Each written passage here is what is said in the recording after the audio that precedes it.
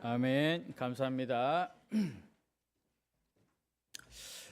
우리가 살아가는 방향과 목표가 항상 237 나라 5천 종족 세계 복음화에 있다면 저는 성령 인도 받는 사람이라고 생각합니다. 그리고 내 인생의 가장 중요한 것이 복음이고 복음 없이 사는 것 자체가 불가능하다고 생각하면 성령 충만하다고 생각합니다. 그리고 지금 예배 가운데, 기도 가운데, 전도 선교 가운데 있는 것이 성령의 역사라고 얘기합니다. 성령이 아니고서는 우리가 어떻게 이런 축복 가운데 있을 수 있습니까? 성령께서 지금 우리와 함께 계시기 때문에 237 5천 종족 세계복음화를 품을 수 있는 겁니다. 내 인생의 가장 중요한 것이 세상 사람들은 다른 것, 세상 것으로 가득 차 있지만 복음 아니고서는 답이 없다는 생각을 할 수 있는 게 성령 충만이라고 생각합니다. 이 땅에서 가장 가치 있는 일이 중요한 일이 많겠지만 예배 가운데, 기도 가운데 전도 선교를 할 수 있는 게 성령의 역사라고 생각합니다. 이걸 우리 스스로가 할 수 없다는 겁니다. 고린도전서 12장 3절에 보면 성령이 아니고서는 누구든지 예수를 주라 시인할 수 없다고 했습니다. 예수를 고백하는 것 이외에도 예수님이 하시는 일까지 사실 성령이 아니고서는 불가능합니다. 그래서 어떤 면에서는 하나님의 자녀로 살아가는 자체가 성령이 아니고서는 불가능합니다. 우리가 사실 인본주의라는 이 메시지를 많이 듣습니다. 제가 한 번씩 교회 밖에 있는 분들과 이렇게 만날 때가 있어요. 운동도 하고 뭐 식사도 할 때가 있어요. 근데 간혹 이 불신자들을 쳐다보면 제 마음에 이런 생각이 듭니다. 저 사람이 과연 복음을 받아들일 수 있을까? 신앙생활 할 수 있을까? 복음을 들을까? 어떻게 전해야 될까? 이런 마음이 들더라고요. 근데 그런 생각을 계속하니까 하나님이 저에게 응답을 주시더라고요. 너의 모습이 과거에 저랬다고. 그런 제가 하나님이 성령이 역사하시니까 할 수 없는 생각, 받을 수 없는 축복을 받고 있더라고요. 그 어떤 사람도 변화를 받을 수 없습니다. 성령이 아니고서는. 우리가 사람의 모습을 보고 낙심할 필요도 복음 전하지 않을 이유도 없다는 겁니다. 하나님이 하시면 된다는 겁니다. 만약에 이런 생각이 들지 않으면 우리는 복음 전할 수 없습니다. 그리고 우리가 성령의 인도 받는다고 할 때 그 기준이 무엇입니까? 그리고 성령의 인도가 어디까지가 성령의 인도입니까? 사도행전 13장 2절 3절을 보니까 성령이 이르시되 내가 불러 시키는 일을 위하여 바나바와 사울을 따로 세우라 하시니 이에 금식하고 기도하고 두 사람에게 안수하여 보내니라 그랬습니다. 이렇게 성령의 인도를 받아서 바나바와 바울이 이 구부로 섬에서 총독에게 복음을 전하고 예수를 믿게 됩니다. 그리고 이들이 비시디아 안디옥 회당에 들어가서 사람들에게 복음을 전하니까 또 많은 사람들이 예수를 믿게 돼요. 이때 유대인들이 이 바울과 바나바를 쫓아냅니다. 쫓겨난 바울과 바나바가 또 어디로 갑니까? 이고니온에 있는 유대인 회당에 들어가서 또 복음을 전가합니다. 그래서 많은 사람이 예수를 믿게 되죠.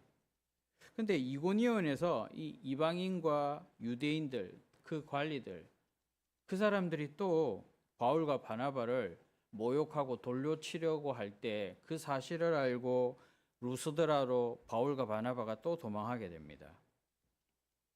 여기서도 역시 복음을 전하는데 역사가 일어나죠. 안전병이까지 일어나죠.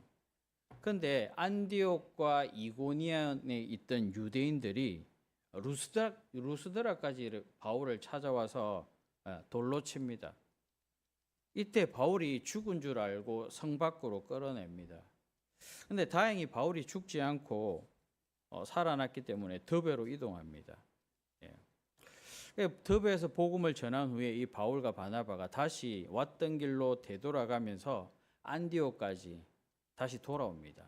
이렇게 성령의 인도받고 1차 선교 여행, 전도 여행을 마칩니다. 당연히 우리는 이 열매를 보고 갈라디아에 교회가 세워졌거나 많은 믿지 않는 사람들이 예수를 믿었구나, 성령의 인도 잘 받았구나 이렇게 생각합니다. 근데 우리가 잘 봐야 할 것이 있습니다. 복음이 전거되고 복음을 받아들이는 것만 성령의 인도라고 생각할 때가 많습니다. 근데 사실은 안디옥, 이고니오, 루스드라, 더베 이 복음이 전거되고 난 이후에 이 핍박으로 말미암아 주변 도시로 복음이 전파됩니다. 예. 우리가 보기에는 성령 인도가 복음 받아들이는 것만 생각할 수도 있지만 핍박을 통해서 복음이 확산되는 것도 성령의 일부입니다. 그런데 우리는 그 핍박받고 쫓겨나가는 거 싫어하죠. 또 2차 선교 여행 때도 마찬가지입니다. 이 바울이 어디에 복음을 전하려고 합니까? 아시아에 복음을 전하려고 계획을 세웁니다. 근데 문이 다 막혀요. 근데 그것이 성령의 인도였다는 겁니다. 우리는 문이 열려야만 인도라고 생각하는데 때로는 하나님이 문을 막고 더 큰 문을 준비해 놓으셨다는 겁니다. 그래서 마게도냐, 아가야 가기 위함이었던 겁니다. 아시아를 넘어서. 그래서 빌립보, 데살로니가, 베레아, 고린도 이곳에 더 큰 문, 더 많은 제자들, 중요한 제자들을 여기서 만나게 됩니다. 3차 전도 여행 또한 마찬가지입니다. 이 바울이 에베소에 있는 12제자들에게 너 성령 세례 받았냐고 이렇게 물어봅니다. 근데 이들이 뭐라고 얘기합니까? 성령의 세례는 개심도 알지 못한다고 얘기합니다. 그래서 바울이 안수하죠. 그런데 이 성령 세례 받은 제자들이 방언도 하고 예언도 하고 사도행전 2장 마가다락방에 있던 역사가 재현합니다. 그죠? 그래서 바울이 2해 동안 두란노 서원에서 날마다 강론합니다. 그래서 이 아시아에 있는 유대인이나 헬라인은 다 주의 말씀을 듣게 됩니다. 그래서 바울의 손수건, 바울의 앞치마를 가져다가 병든 사람에게 얹으면 악기가 떠나가고 병이 나았어요. 이것을 흉내내는 스게와의 7 아들들이 악기에게 당하는 일이 일어나죠. 이게 에베소 또 전역에 알려집니다. 그래서 많은 사람들이 예수를 믿고 예수 이름을 높이게 됩니다. 이렇게 성령의 인도는 우리의 생각과 상상을 초월하는 역사들이 일어납니다. 그리고 사도행전 20장 22절부터 24절을 보면 바울이 자신이 나는 성령에 매여 예루살렘에 가는데 거기서 무슨 일을 당할지 모른다고 하면서 오직 성령이 각 성에서 내게 증언하여 결박과 환난이 나를 기다리는 줄 알고 있다고 이렇게 얘기합니다. 그럼에도 불구하고 결박과 환난, 어려움을 당하는 걸 알고 있음에도 불구하고 바울이 가죠. 그러면서 뭐라고 얘기합니까? 내가 달려갈 길과 주 예수께 받은 사명 곧 하나님의 은혜의 복음을 증언하는 일에는 마치려 하면은 나의 생명조차 조금도 귀한 것으로 여기지 아니하노라 그럽니다. 다시 말하면 이 성령의 인도받는 것은 우리 수준으로 이해가 안 되는 겁니다. 우리 수준으로 결박당하고 환난당하고 두려움 오고 못 막히는 건 사실 인도가 아니라고 생각하기 때문입니다. 그런데 성령께서 그런 것에 기준 두지 않는다는 겁니다. 바울이 성령의 인도를 받으니 생명조차 귀한 것으로 여기지 않을 만큼 결박, 환난 이런 거 기준 두고 있지 않다는 겁니다. 성령 충만하면 핍박받고 고난당하고 환난당하고 결박, 어려움 찾아와도 이것 때문에 내가 피하거나 다른 것을 선택하지 않는다는 겁니다. 지난 시간에 사도행전 21장에 보니까 성령께서 많은 사람들에게 이렇게 나타나셔요. 그래서 바울이 예루살렘에 가면 핍박당할 것이기 때문에 바울 보고 뭐라고 얘기합니까? 가지 말라고 권유합니다. 그럼에도 불구하고 바울이 예루살렘 교회에 가서 야고보를 만나고 장로들을 만나고 선교 보고를 하고 헌금을 전달했죠. 그죠? 그리고 성령의 인도하심대로 바울이 그곳에 갔는데 핍박이 있을 거라고 얘기했는데 실질적으로 유대인들이 자기를 계속해서 오인하고 핍박하고 죽이려고 소동이 일어나지 않습니까? 예. 그때 천부장, 예루살렘 성전을 주시하고 있던 천부장 때문에 그 소동 가운데 바울을 데리고 영내로 갑니다. 그 영내로 데리고 들어가는 가운데 바울이 어떻게 됩니까? 예. 자기가 누구인지 얘기하고 복음을 전하죠. 예. 그래서 성령의 인도를 받고 가는데 성령의 인도가 때로는 결박과 환란이라는 겁니다. 이 결박과 환란이 성령의 인도라고 생각하고 결박되는 그 과정 속에 자기 동족에게 복음을 전거했다는 겁니다. 예.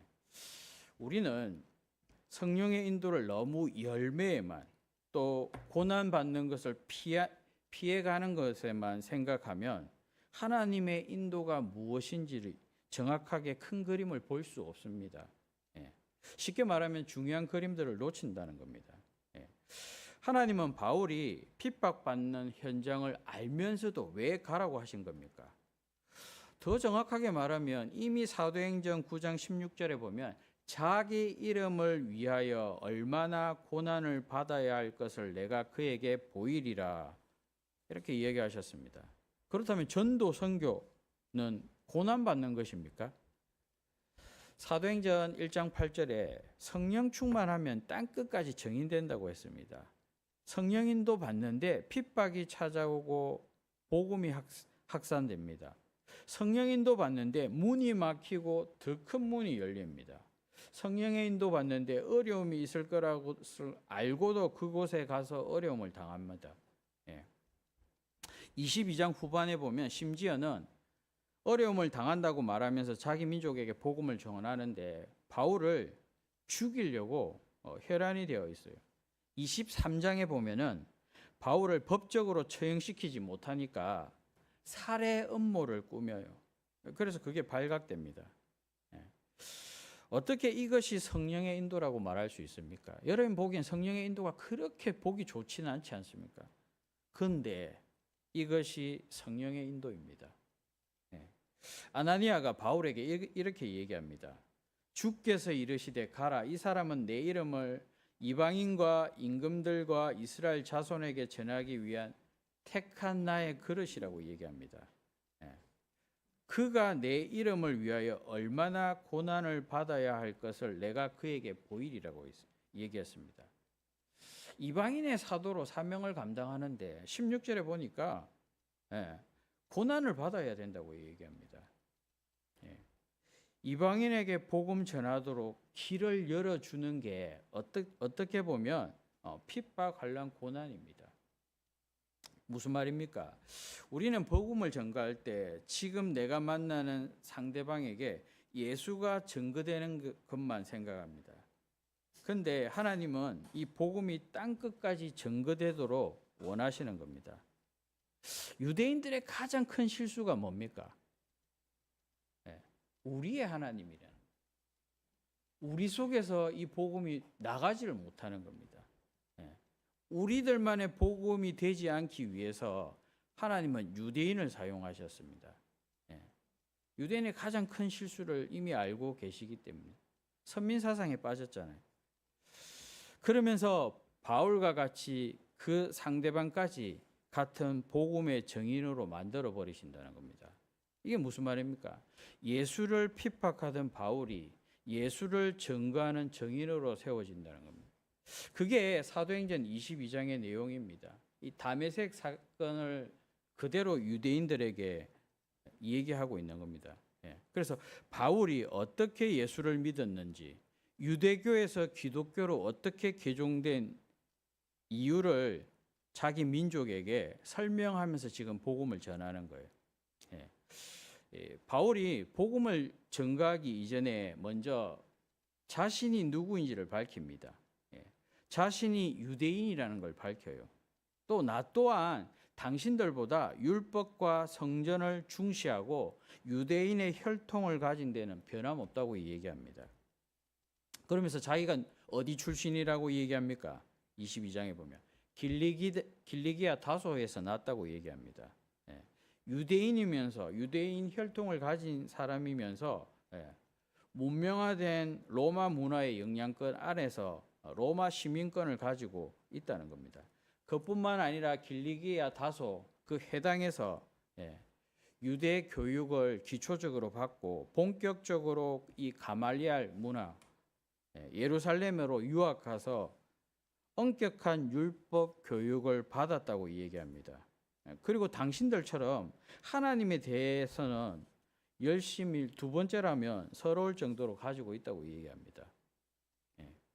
그래서 22장 4절에서 5절 보면 내가 이 돌을 핍박하고 사람을 죽이기까지 하고 남녀를 결박하여 옥에 넘기기까지 했다고 과거의 자신이 예수 믿는 자들을 그래서 대제사장들에게 공문을 받아서 예수 믿는 자들을 잡아 가두기 위해서 갔다고. 그래서 공문 보내준 제사장들, 이 사람들이 사실은 나의 증인이지 않냐고. 내가 예전에 이랬던 사람이라고. 당신들보다 더하면 되겠지. 모든 면에 있어서 율법적이나 성전이나 유대 혈통이나 예수를 핍박하는 데 있어 남녀를 불문하고 옥에 가두던 일에 둘째가 나면 서러울 정도로 일을 했다는 겁니다. 그래서 바울이 22장 1절에 보면 이렇게 얘기합니다. 부형들아라는 호칭을 씁니다. 물론 같은 민족 동질감을 강조하기 위해서도 있지만 당신들과 똑같이 핍박했다는 겁니다. 예수 믿는 자를. 그런데 어떤 일이 일어났다는 겁니까? 다메섹 도상에서 기이한 체험을 했다는 겁니다.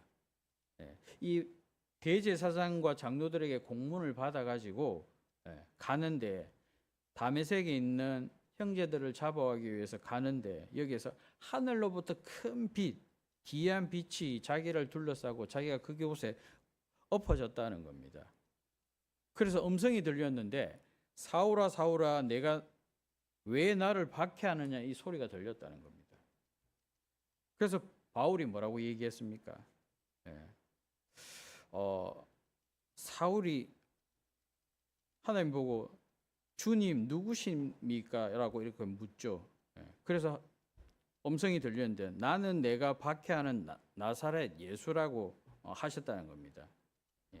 그래서 바울이 다메섹 도상에서 실제 예수 믿는 자를 잡아 가두기 위해서 갔는데 그곳에서 누굴 만났다는 겁니까? 예수님을 만났다는 겁니다. 이분이 하나님이신 줄 알았다는 겁니다. 그러면서 예수님이 자신에게 다메섹으로 들어가라고 얘기하셨다는 겁니다. 그러면서 네가 앞으로 어떤 일을 해야 할지를 그곳에 가면 누군가가 알려주겠다고 얘기를 하는 겁니다. 그래서 다메섹 도상에 들어가서 누굴 만나게 됩니까? 아나니아를 만나게 됩니다. 이 아나니아를 통해서 이방인과 임금들 이스라엘 자손에게 복음을 전하기 위한 나의 택한 그릇이라고 이야기합니다. 거기서 내 이름을 위하여 고난 받을 것이라는 것도 얘기하죠.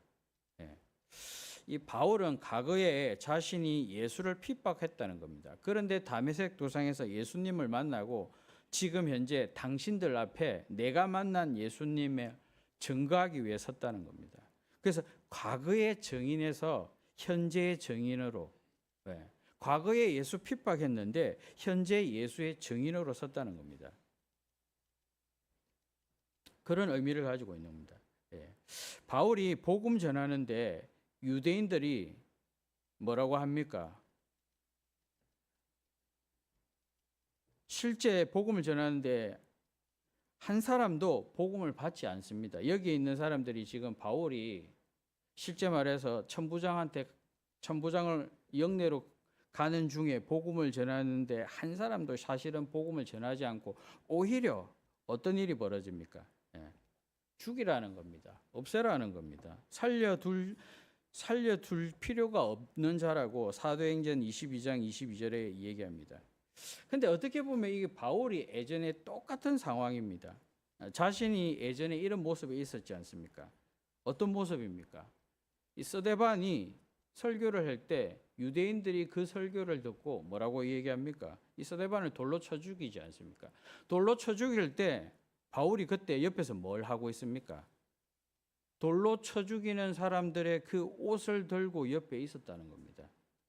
과거에 예수를 핍박하던 자가 현재 예수의 증인으로 세워졌다는 겁니다. 예.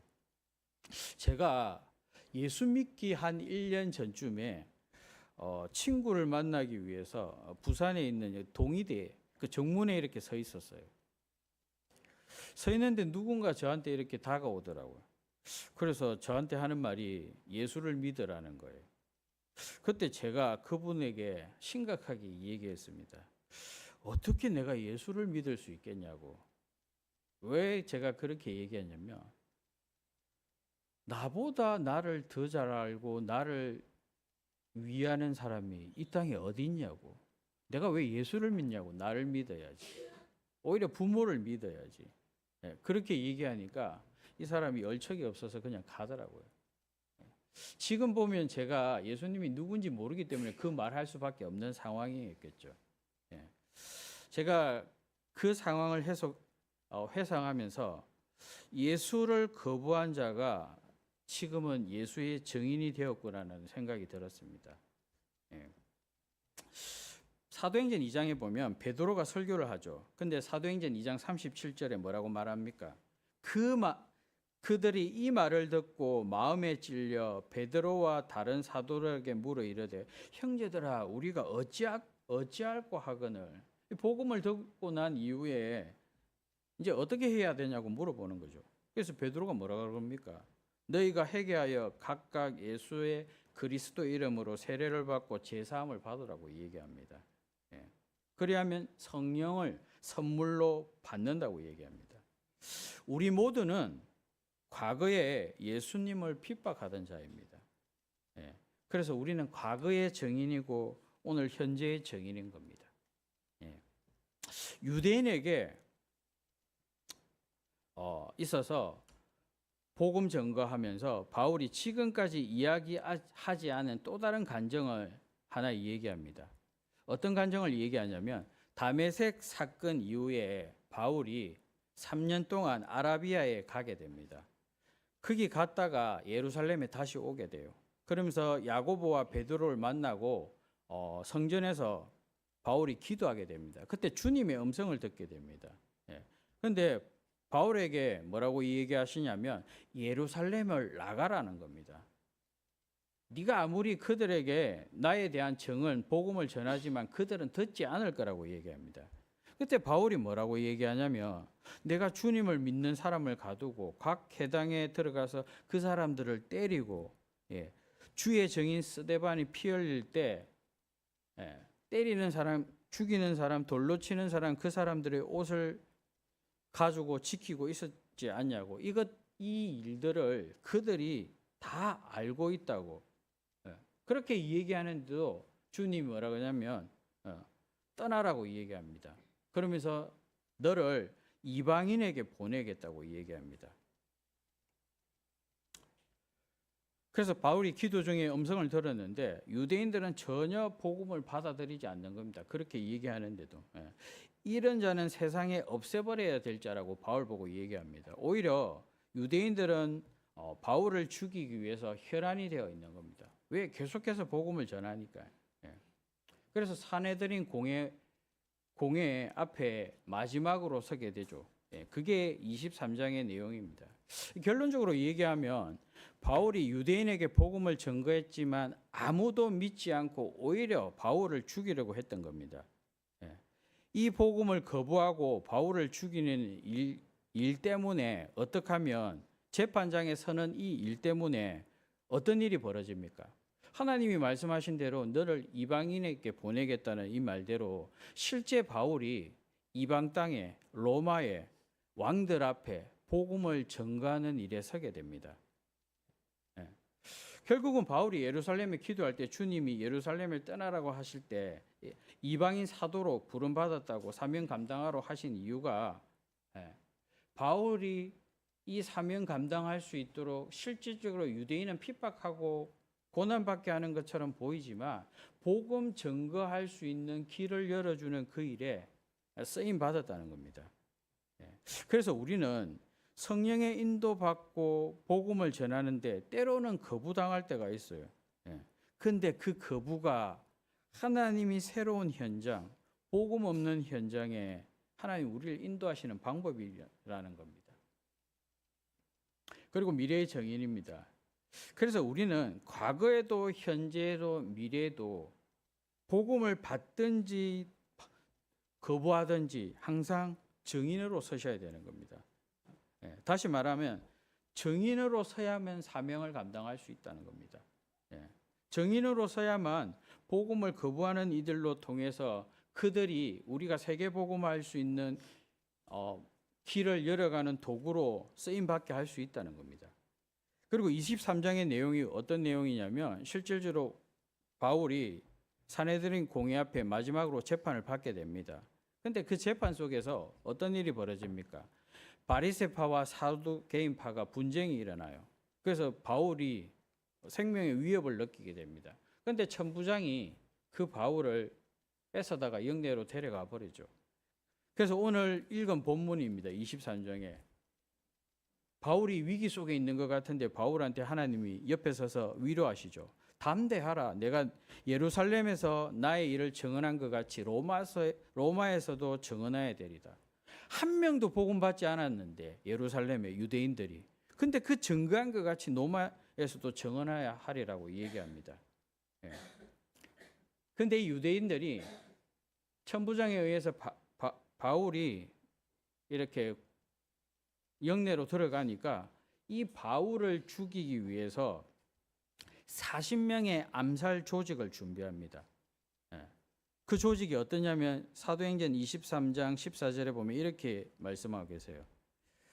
우리가 바울을 죽이기 전에는 아무것도 먹지 않기로 굳게 맹세하였다. 여러분 한번 생각해 보세요. 누군가가 자기를 죽이려고 아무것도 먹지 않고 굳게 맹세했다 그러면 얼마나 두렵겠습니까? 근데 그것도 한 명이 아니고 40명이. 근데 성경에 보면 웃겨요. 느닷없이 바울의 생질이 나옵니다. 그래서 이 사실을 어떻게 들었는지 바울에게 알려줘요. 근데 바울은 그 사실을 백부장에게 얘기해요. 이 백부장은 이 바울을 데리고 천부장에게 데리고 갑니다. 이걸 말했더니 천부장이 군인 470명을 준비해요.